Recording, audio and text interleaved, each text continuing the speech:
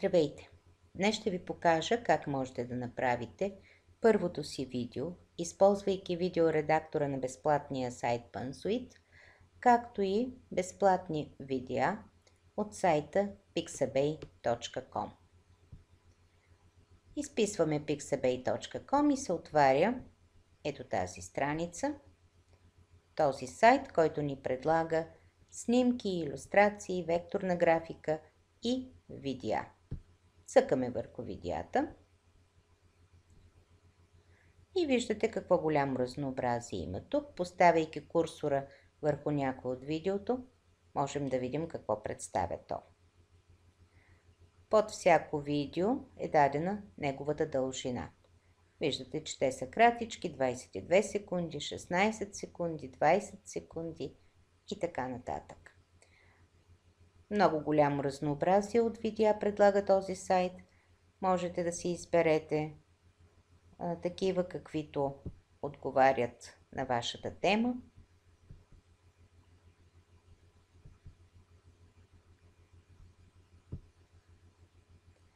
И за да не се лутам много, тук в търсачката отгоре ще запиша моята тема, а тя е мед и пчели. Ще запиша пчели.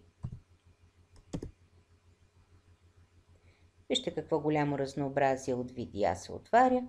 Първия ред, това са платени видеа, но от тук надолу имаме 42 безплатни видеофайла на тема пчели. Избирам си няколко подходящи за темата и ги свалям на своя компютър. Ето тук натискам безплатно тегляне, след което изтегли. След като съм изтеглила няколко видеа, необходими за създаването на моето ново видео, отивам на програмата Punsuit. Натискам видеоредактора и след това тук вляво на тази стрелка с кръстче, където пише добави медия, натискам. Select Files означава да си изберем файлове от компютъра. Аз предварително съм ги подготвила в една папка.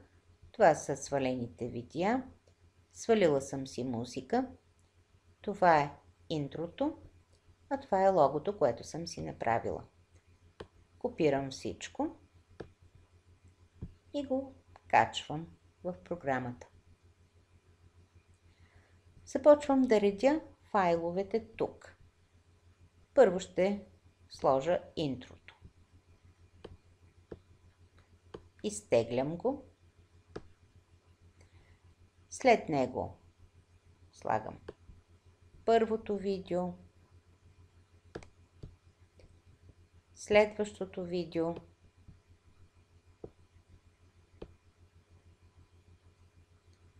и така нататък. Мога да подредя всички. Искам моето видео да има лого. Затова придърпвам и логото. Това лого трябва да се появява на всички кадри на моето видео, затова го издърпвам до края. За да мога да обработя каквото и да е, трябва да го маркирам. Трябва да бъде в синьо. И когато е в синьо, вече мога да работя, т.е. мога да преместя това лого горе в ляво. Отивам тук на Edit Clips, хващам и премествам.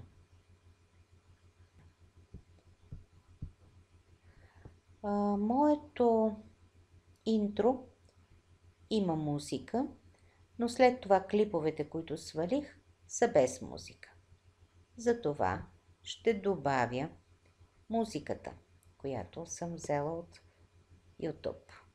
Придърпвам и слагам след интрото тук.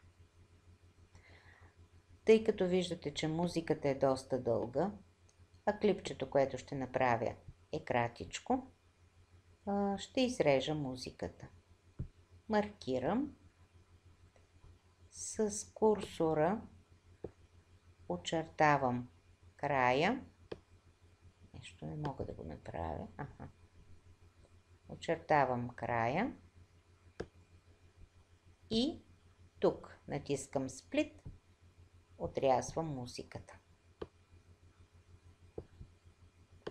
Отделям, за да не ми пречи. Тук още малко ще предърпам логото. Върху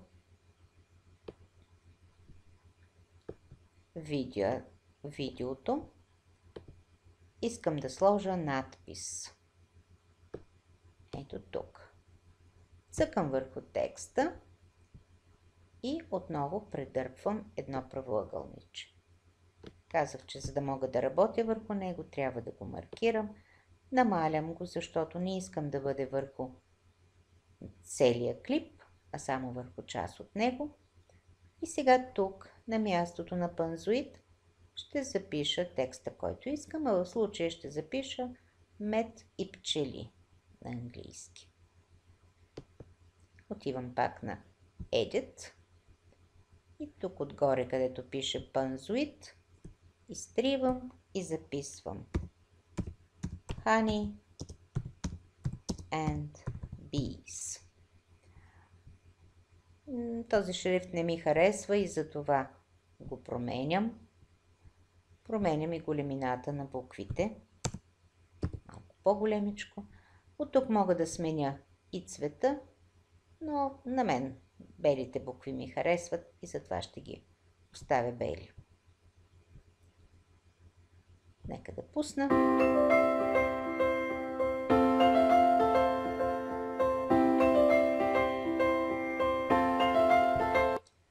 Върху втората част, върху второто клипче, също искам да сложа надпис. Отново придърпвам едно правоъгълниче. Слагам го тук.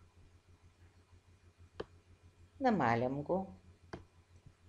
Маркирам го да е синьо, за да мога да работя. И тук сега ще запиша думичката healthy, здравословен.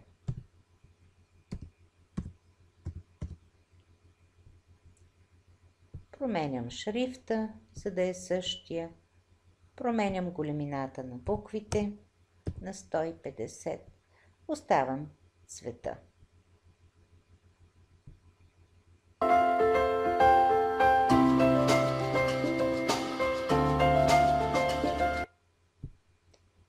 Така. Клипчето, което направих, е кратичко. До тук. Нека да го видя все пак, преди да го запиша. Какво представлява?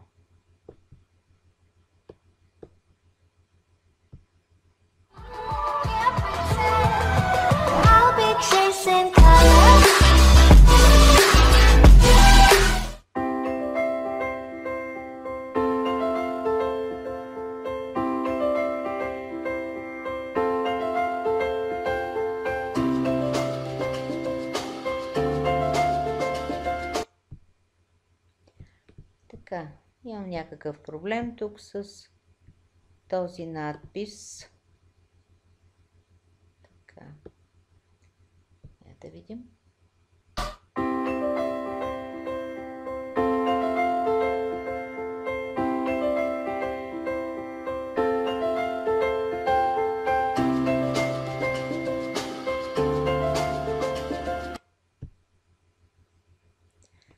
Добре.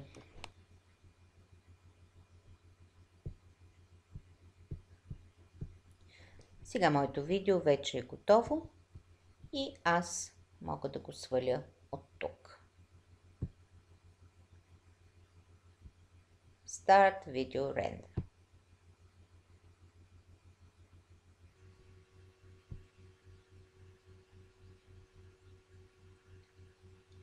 Ето видеото е готово и сега можем да го свалим.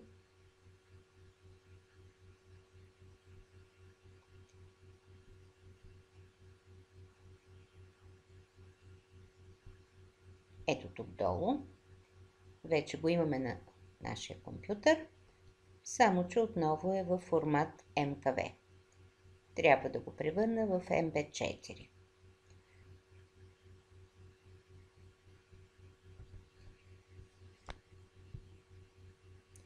Така, ето го видео номер 9.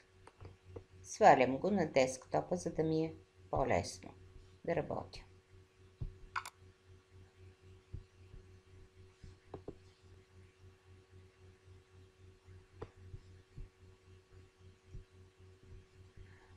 Отварям програмата Video Converter и си избирам файла. Файла е на десктопа, видео номер 9.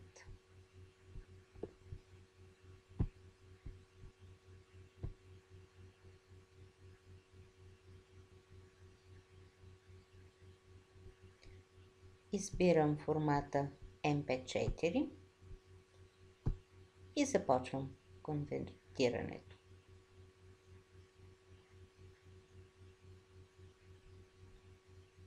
Download. Видео MP4, видео номер 9, вече е на моя компютър. Отивам в Downloads.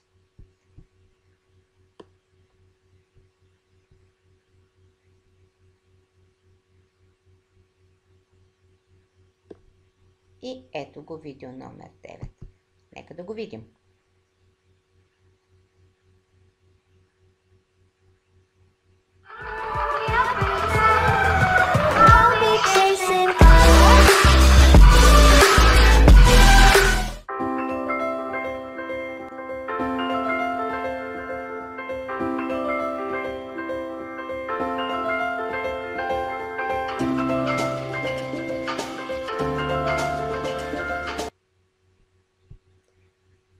Така, кратичко, но пък иначе приятно.